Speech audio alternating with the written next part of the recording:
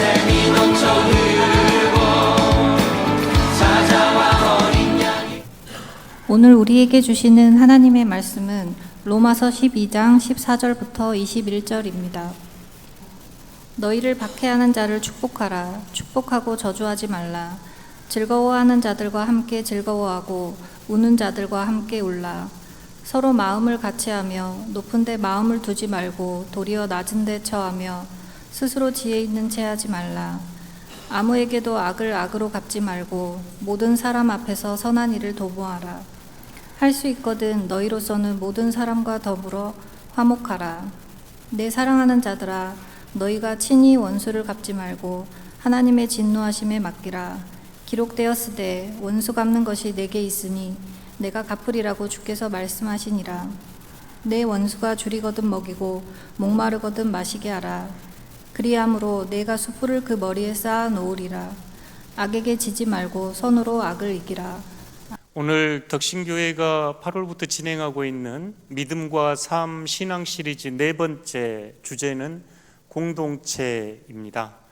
저희는 홀로 있는 것을 좋아하면서도 또 함께 지내는 공동체를 갈망합니다. 이 이야기를 잘 드러낸 것이 고슴도치 이야기인데요. 아주 추운 겨울밤, 이 고슴도치가 너무 외롭고 추우니까 곁에 있는 고슴도치에게 다가가서 온기를 느끼면서 함께 있고 싶습니다. 그래서 뽀짝뽀짝 다가가는데 고슴도치는 가시가 있어서 서로 찌르죠. 서로 찌르면 상처를 입고 아야 하면서 또 물러납니다. 홀로 있으면 외롭고 불안하고 함께 있으면 서로 상처를 주고 아픔을 주기에 이를 고슴도치 딜레마 이렇게 이야기를 합니다. 그래서 이 고슴도치 딜레마는 적당한 거리, 상처받지 않을 거리에서 서로 관계를 유지하라 이런 이야기입니다. 저희가 코로나를 지나면서 사회적 거리두기 이런 게 일상화되면서 어쩌면 이 고슴도치의 거리두기가 우리가 정신적으로 육체적으로 건강하게 지내는데 도움이 되는 것 아닌가, 은연중에 무의식 중에 받아들인다 생각이 됩니다. 혹시 여러분은 오늘 예배 드리면서 저희 덕신 공동체 안에서 거리두기를 하고 계신가요? 교회 너무 가까이 가면 힘들고 상처 입을 수 있으니 적당한 거리를 유지하면 좋겠다. 옆에 있는 성도들 간에도 서로 너무 이렇게 가까이 지내면 상처가 되기에 적절한 거리를 유지하면서 지내면 좋겠다 이렇게 생각하고 계신가요? 저희들은 일상을 살면서 그럴 수 있습니다. 적절한 거리두기가 서로 편하고 상처를 덜 주고 받는 방식이라 여기기 때문입니다. 그런데 성경은 우리의 그 생각이나 우리 사회가 여기는 그 방식을 지지할까요? 성경의 가르침은 어떻게 될까요? 공동체의 중요한 질문입니다. 저희가 오늘 로마서 12장을 이렇게 본문으로 보게 되는데 로마서 1장부터 11장까지는 아주 크게 하나님께서는 저희들이 아직 죄인 되셨는데 이 거리두기를 없애셨습니다. 이렇게 상처받지 않기 위해 거리를 두고 사는 저희들에게 하나님께서는 예수 그리스도의 십자가를 통해서 그 거리를 없애셨습니다. 이 이야기를 십자가의 복음으로 1장부터 11장까지 바울은 들려줍니다. 우리가 아직 죄인이었고 우리가 용서받지 못할 죄인이었음에도 불구하고 예수 그리스도의 십자가를 통해서 당신의 사랑을 드러내셔서 하나님과 우리의 막힌담이 사라지고 거리가 없어졌습니다. 그러니까 예수님께서 이 땅에 오신 것을 신학적으로 이렇게 묵상해 보면 철저하게 거리 지우기였죠. 하나님과 우리 사이의 거리를 예수께서 지우셨고 예수님의 삶 또한 끊임없이 거리를 지우는 삶이었습니다. 그 시대의 죄인이라고 또 쇠리라고 또 창녀라고 일컫는 자들을 늘 경계선 밖으로 밀어내면서 경건한 자들이 거리를 둘 때 예수님은 그 담을 허물면서 그들 안으로 들어가셨죠. 그러니까 복음은 거리 두기를 없애는 방식입니다. 오늘 바울이 로마서 1장에서 11장에 하나님은 우리의 거리를 없애신 분 이러면서 상처받을 각오로 서로 사랑하라 거리를 없애라 하는 내용이 14절부터 21절 내용입니다. 삶의 방어선을 거두라 14절, 박해하는 자들을 축복하라, 축복하고 저주하지 말라, 아무에게도 악을 나부러 갚지 말라. 또 정서적 거리두기를 해체하라고 요청합니다. 즐거워하는 자들과 함께 즐거워하고 우는 자들과 함께 울라. 사회적 거리두기도 해체하라고 합니다. 서로 마음을 같이 하며 높은 데 마음을 두지 말고 도리어 낮은 데 처하며 스스로 지혜 있는 채 하지 말라. 원수와 거리도 소멸하라고 합니다. 내 원수가 줄이거든 먹이고 목마르거든 마시게 하라. 사실 이 가르침은 고슴도치 딜레마를 정면으로 도전하죠.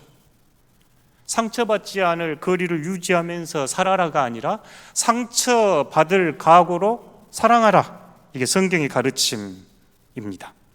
상처받지 않을 거리를 유지하라 말하는 대신에 상처받을 각오로 거리를 좁혀라. 이게 성경의 가르침이고 공동체를 이루어가는 데는 이것이 너무너무 필요하다 보입니다. 오늘 이 고슴도치 이야기를 서두에 말씀드리면서 공동체 이야기를 해보고 싶습니다. 여러분, 공동체 그러면 어떤 생각이 먼저 드신가요? 또 좋은 공동체, 앞부분은 제가 총론격으로 좀 이야기를 하고 싶고 뒤에는 강론격으로 저희 교회 이야기를 좀 해보고 싶은데, 예를 들어 교회, 좋은 교회에 대한 저희 모두 소망이 있고 바람이 있죠. 저희 덕신 공동체가 예수 공동체가 돼서 아름답고 위대한 공동체가 되기를 저뿐만 아니라 여러분 모두가 바라실 겁니다. 저희가 예수 공동체를 할 때 아침에 요 뒤에 금동고등학교 갔더니 축구를 여러 팀이 하고 계시더만요. 뜨거운 여름날도 한가 보고 참 부러웠습니다. 이분들은 참 더위와는 거리가 먼가 하고 땀을 뻘뻘 흘리면서. 그분들하고 저희 교회하고 차이는 뭘까요? 취미나 클럽, 동아리, 교회와 근본적인 차이는 뭘까요? 저희는 신앙 고백 위에 있는 공동체인데, 그래서 삼위일체 하나님 안에서, 제가 만약 저희 교회도 시험이 있으면 이거 시험 문제인데 여러분 좀 외우시면 좋겠는데, 못 외우시면 손에 써놓기라도 하면 좋겠습니다. 삼위일체 하나님 안에서 십자가의 길을 따르는 모든 존재들의 사귐, 코이노니아. 그러니까 우리가 공동체 그럴 때 가장 먼저 떠올려야 되는 건 삼위일체 하나님의 그 친교, 삼위일체 하나님 안에서 공동체를 이루는 방식은 예수 그리스도의 십자가의 길을 따라서입니다. 그러면 십자가는 방법을 말할 뿐만 아니라 방식과 폭도 보여주는데, 십자가의 그 방식과 폭은 하늘과 땅, 유대인과 이방인 모두를 포함하는 모든 존재들의 코이노니아. 성경 안에서 이제 이 공동체 핵심이 코이노니아입니다. 코이노니아가 매주 들리는, 여러분에게 들려주는 말씀이 축도할 때 성령의 친교하심이 여러분에게 있기를 축원합니다. 이럴 때 Communion of the Holy Spirit, 코이노니아입니다. 코이노니아의 축복이, 그러니까 성령께서 우리를 하나 되게 하는 공동체의 근원이 되는 힘이 코이노니아. 코이노니아 그래서 번역이 성경에서 사귐, 친교, 일치, 교통 여러 가지로 됩니다. 그러니까 코이노니아 여러 가지 의미가 있는데, 항구히 깨뜨릴 수 없는 연합, 이게 참 좀 좋았습니다. 깨뜨릴 수 없는 연합. 그러니까 삼위일체 하나님 안에서 예수 그리스도께서 보여주신 십자가의 길을 따라 걷는 모든 존재들이 맺는 연합, 총론격으로 이렇게 공동체를 좀 이해해 보면 좋겠습니다. 삼위일체가 이제 신학을 공부하면 이게 전부다 할 정도로 단데, 세 분 하나님이 어떤 관계를 맺고 계실까 이럴 때 저희가 삼위일체 하나님이 사랑의 연합입니다, 사랑의 친교입니다 이렇게 말로 설명하고, 이미지로 설명을 할 때는 세 분이 춤을 춥니다, Divine Dance 이런 표현을 씁니다. 함께 춤을 춘다. 저희가 함께 춤을 추는 문화가 좀 아니어서 둘이서 함께 추는 춤을 한번 생각해 보셔요. 서로 호흡이 맞아야 되고 음악의 리듬을 맞춰야 하고 한 사람이 앞으로 가면 뒤 사람이 따라가고 빠지고 이래야 되겠죠. 그래야 함께 추는 춤이 되겠죠. 그러지 않고 혼자 막 추면 막춤 이러잖아요. 그러니까 이 세 분 하나님께서 자기 자리를 물러나가지고 성자 예수가 드러나게 하고, 성자 예수께서는 자기를 물러나면서 성령이 드러나게 하시고, 성령은 자신의 모습을 감추면서 성부가 드러나게 하시고, 이런 설명을 상호 내재, 상호 침투, 그리스어로는 페레코레시스, 저희들이 이미지로 생각해 볼 때는 삼위일체 하나님의 댄스입니다. Shall we dance? 하나님께서 여러분에게 춤 같이 추실까요? 하고 지금 손 내밀고 계시네요. 그러니까 우리 공동체는, 예수 공동체는 뿌리가, 바탕이 하나님의 사랑의 친교에 우리가 참여합니다.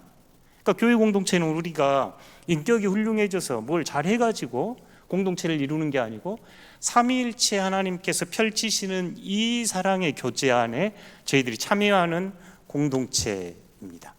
이 공동체를 이루는 방식을 예수님께서 보여주셨는데, 이 말로 잘 표현한 것은 이제 바울, 빌립보서 2장에 가면 예수님께서 자기 형체를 비워서 종의 모습을 가지셨고 십자가에 못 박혀 죽기까지 순종하셨습니다. 십자가에 못 박혀 죽으셨습니다. 이러면서 여기서 가져오는 게 자기 비움, 자기 죽음, 자기 희생입니다. 공동체가 되는 방식은 자기 비움을 통해서 가능합니다. 십자가가 보여주신 방식이었어요. 자기 자신이 낮아지고 비어지는 그 자리에 우리의 생명이 피어날 수 있었거든요.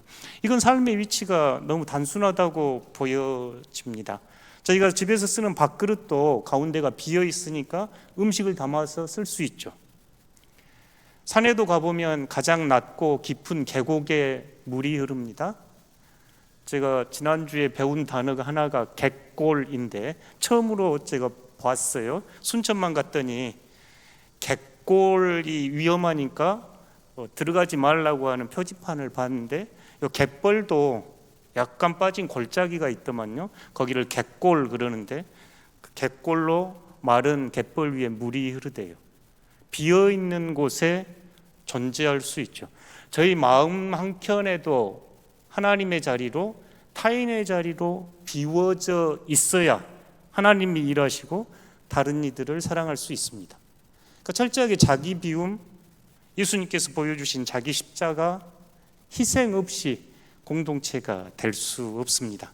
가정에서도 누군가 희생해서 가정이 꾸려지고, 사실 조금만 생각해 보면 오늘 저희들이 이 자리에 있는 것도 다 많은 이들의 희생 때문에 있죠.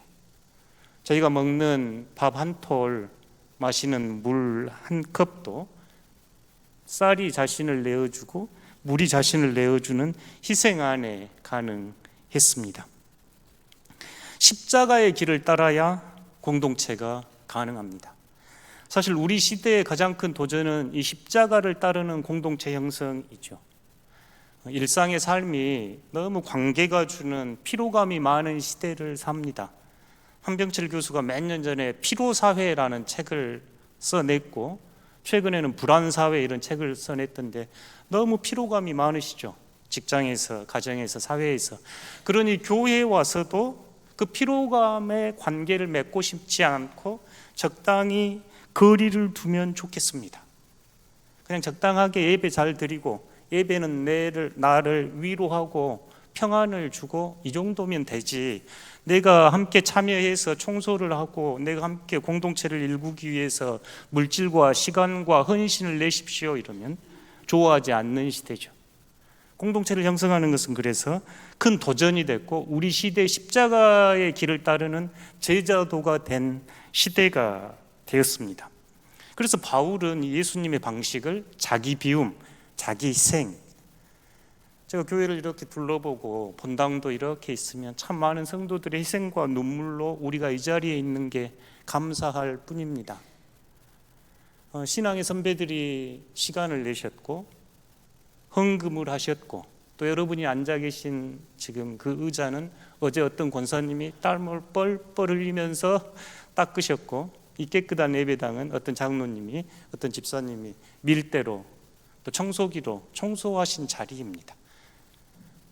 어떤 분들은 시간으로, 어떤 분들은 물질로, 어떤 분들은 오셔서 그곳이 지금 우리가 서 있는 곳이죠. 자기 희생 없이 편안하고 안락함을 추구한다면 십자가 없이 영광만 바라보는 값싼 은혜를 추구하는 신앙으로 전락될 수밖에 없습니다.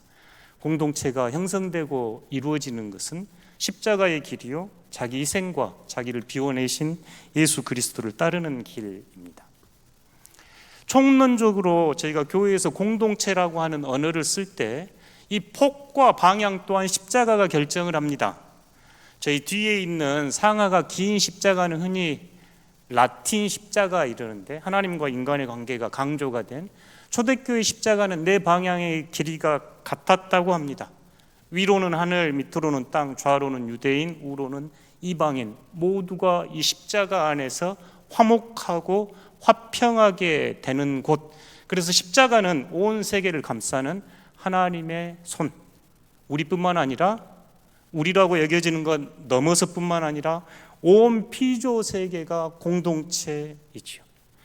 올해 폭염과 폭우를 매일 경험하면서 우리와 함께 살아가는 온 창조 세계가 하나님의 공동체임을 기억하고 저희들이 신앙생활을 하셔야 합니다. 총론격으로 공동체를 삼위일체 하나님 안에서 예수 그리스도의 십자가의 자기 비움과 희생의 방식을 따르는 모든 존재들, 우리 인간뿐만 아니라 모든 피조물들이 맺는 코이노니아, 사귐, 친교를 공동체라 합시다 하고 여러분에게 제안해 봅니다. 이제 강론으로 들어가서 구체적으로 그러면 저희 덕신교회가 어떻게 예수 공동체가 될 수 있을까요? 예수 그리스도를 따르고자 하는 여러분과 함께 네 가지 나눠보고자 합니다. 첫째는 예배가 공동체의 꽃입니다. 예배한다, 우리가 하나님을 예배한다 이럴 때 전제는 삼위일체 하나님이 계십니다입니다. 그래서 우리가 예배 시작할 때 이거 7번을 땡 치죠. 이때 이 의미는 하나님이 이곳에서 우리를 부르시니 우리가 응답하겠습니다 하면서 준비하는 시간입니다. 하나님이 여러분을 부르셔요. 그리고 여기서 인도자는 이제 그 선포를 하고 찬양되는 송령을 하면서 하나님께서 우리에게 다가오심을 우리가 이제 응답하기 시작합니다. 우리들이 올려드리는 찬송, 기도, 헌금, 하나님께 우리가 이렇게 다가가는 방식이고 올려드리는 방식입니다. 설교와 성찬은 하나님과 우리가 나누는 친교라 이야기합니다. 말씀을 통해서 하나님은 말씀하시고 우리는 또 성령의 은총에 힘입어서 마음의 감동과 결단, 삶의 양식으로 삼아가고자 하면서 상호 친교를 나눕니다. 그리고 이제 파송을 하죠. 파송은 예수 그리스도의 삶과 십자가의 길을 가십시오 하는 십자가를 내어 맡김이고, 축도는 그 길 가는 여러분에게 예수 그리스도의 은혜와 또 하나님의 사랑과 성령께서 주시는 코이노니아가 여러분과 함께 할 거니까 세상 끝까지 가서 복음을 선포하십시오 하는 내용이 예배입니다. 그러니까 예배 자체는 삼위일체 하나님의 공동체에 대한 우리의 응답이요, 하나님의 사랑의 드러내심이요, 우리를 세상으로 파송하는 이 구조가 예배 순서와 절차에 따라 그대로 들어있네요. 그러니까 예배 잘 드리셔야 되겠죠. 그러니까 예배를 그냥 구경꾼처럼, 관객처럼 드리시면 안 됩니다.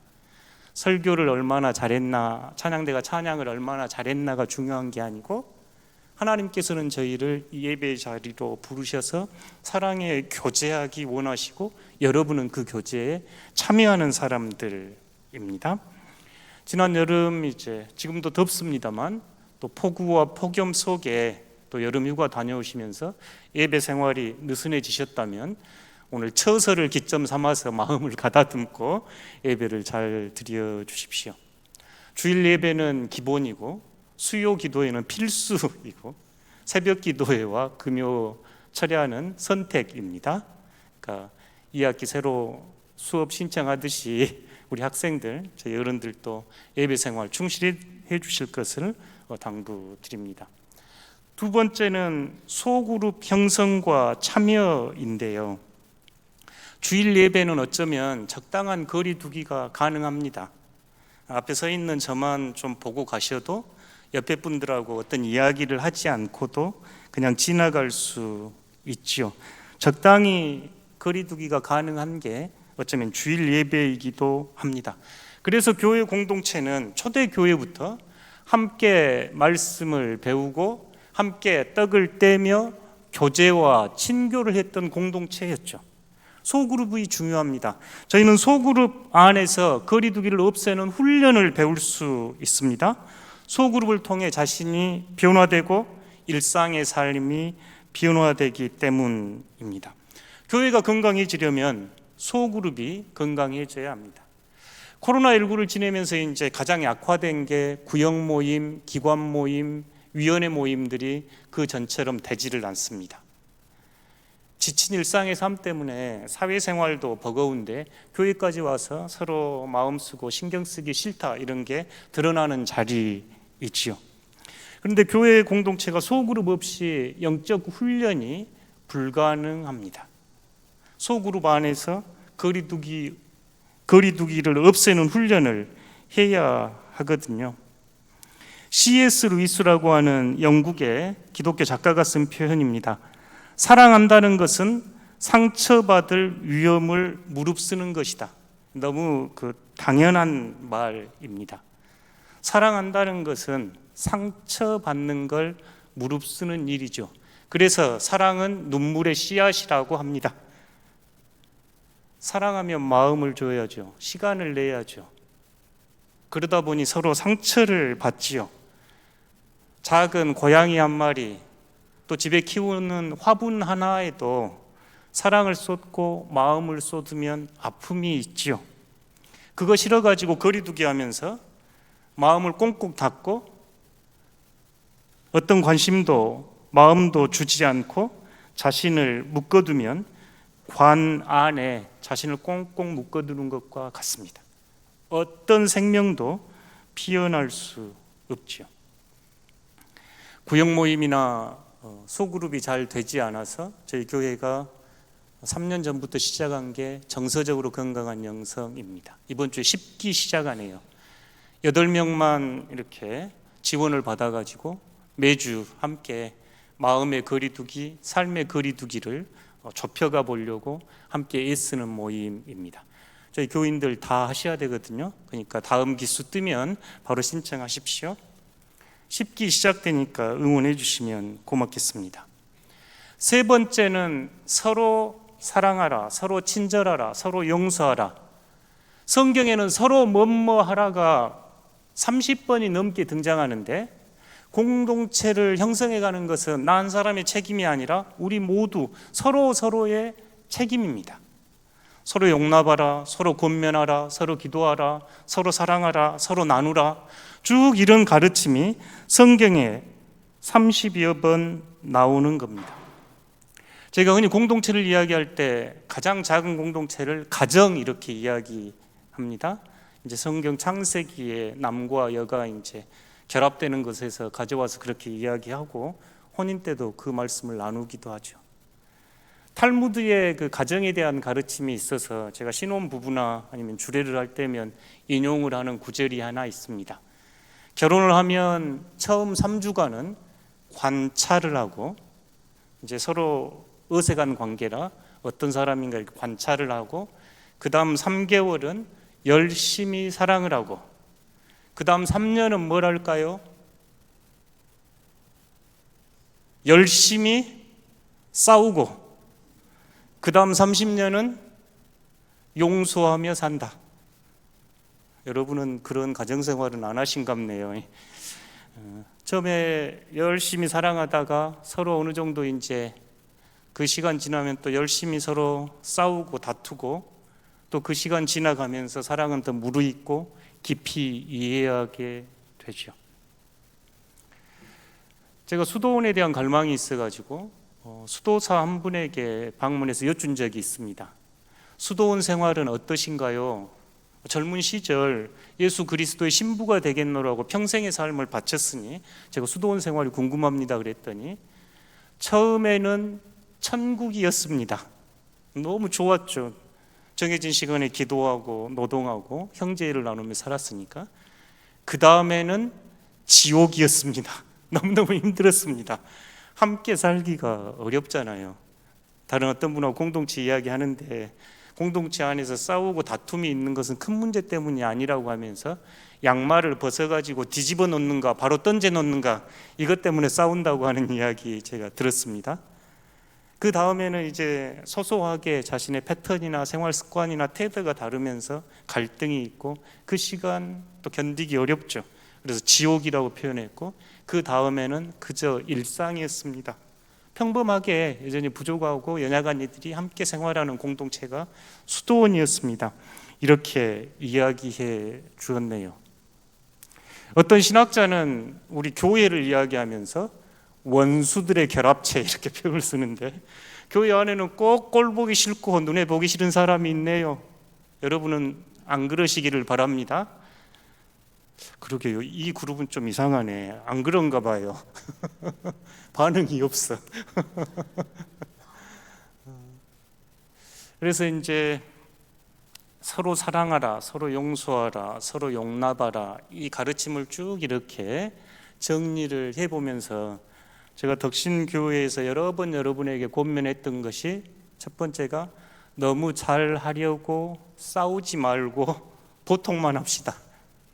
사실 저희가 교회 안에서 싸울 때는 잘하려고 싸우는 거거든요. 누가 교회 안 되라고 싸우지 않죠. 부부싸움도 가만히 생각해 보면 그러죠. 서로 좀 더 잘해보려고 한 것이 과에서 싸움이 되고 갈등이 되죠.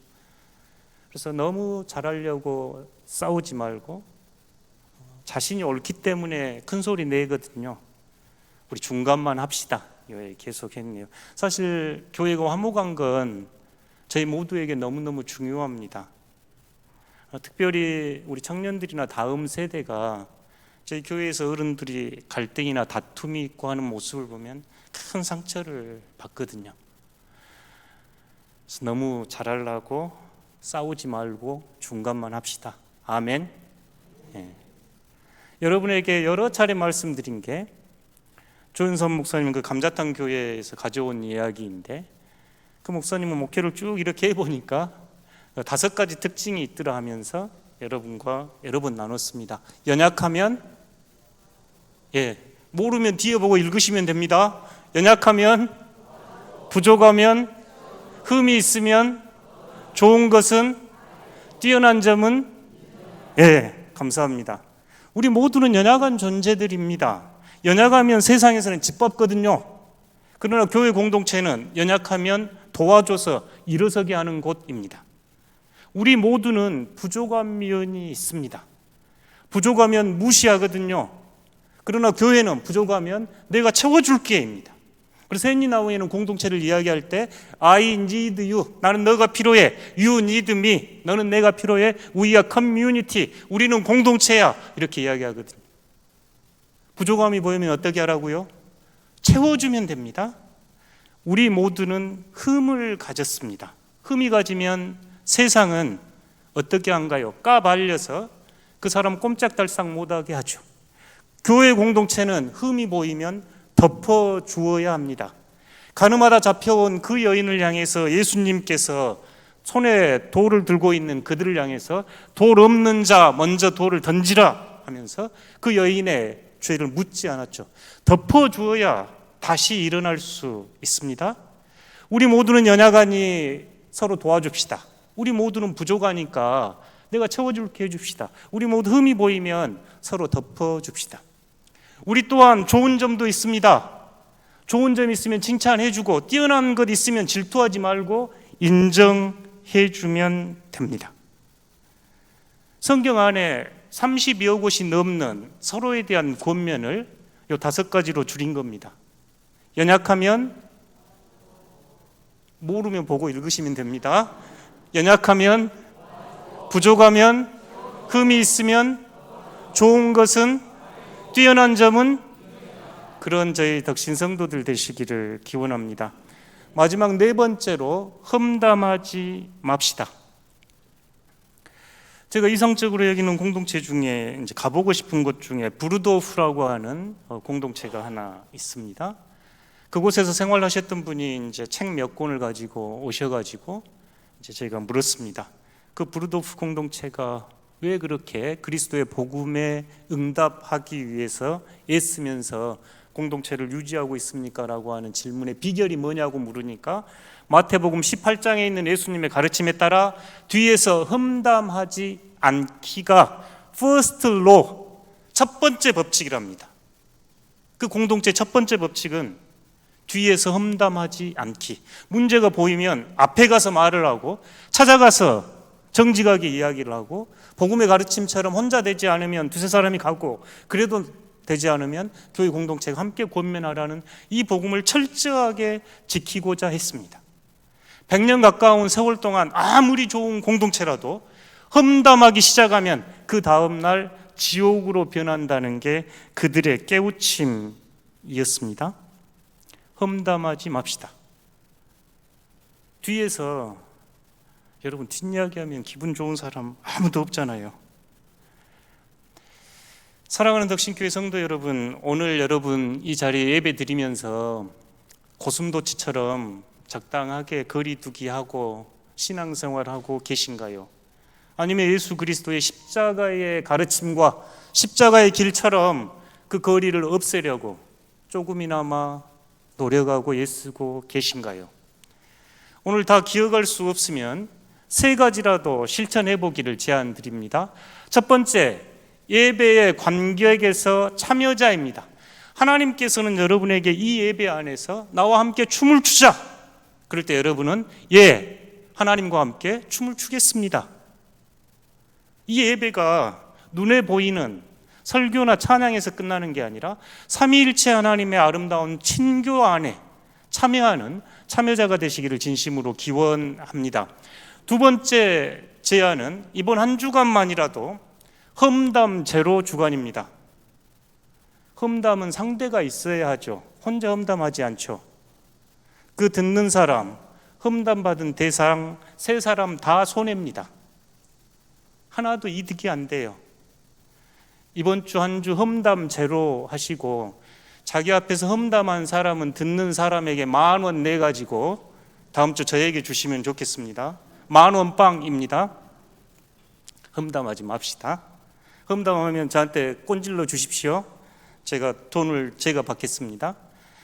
이번 한 주간만이라도 공동체를 형성하기 위해서 필요한 거니까 우리가 노력 한번 해보자 싶습니다. 세 번째, 특별히 오늘 이 자리에서 할 일이 있습니다. 옆에 분 한번 봐보시죠. 익숙하신 분들이신가요? 낯선 분 계신가요? 한 10년 다녔는데 처음 보는 것 같은 분 계신가요? 오늘은 그냥 나가시지 말고 모르는 분들 인사하고 나오기입니다. 그러니까 너무 빨리 오시면 뒤에서 저한테 걸리니까 천천히 나오셔야 됩니다. 그래야 저도 여러분 한 분씩 인사하기도 좋고 또 여러분 저희가 그리스도 안에서 한 몸입니다 이러는데 여전히 어색하고 낯선 분 있으면 오늘 인사도 좀 드리고 서로 반갑게 이렇게 맞아주시면 고맙겠습니다. 세 가지 예배의 관객에서 참여자로 험담제로 특별히 오늘은 뭐 한다고요? 서로 인사 잘 해보기입니다. 사랑하는 덕신교회 성도 여러분, 저는 여러분과 함께 예수 그리스도의 복음의 공동체가 되기를 꿈꾸면서 기도하고 있습니다. 우리가 십자가의 길을 따름으로 이 그리스도의 사랑을 드러내는 귀한 공동체가 되기를 함께 기도하면서 걷기를 진심으로 축원합니다. 오늘 받은 말씀 가슴에 떠올려 보면서 어떤 말씀이 가장 가슴에 남는지 잠깐 반추해 보겠습니다.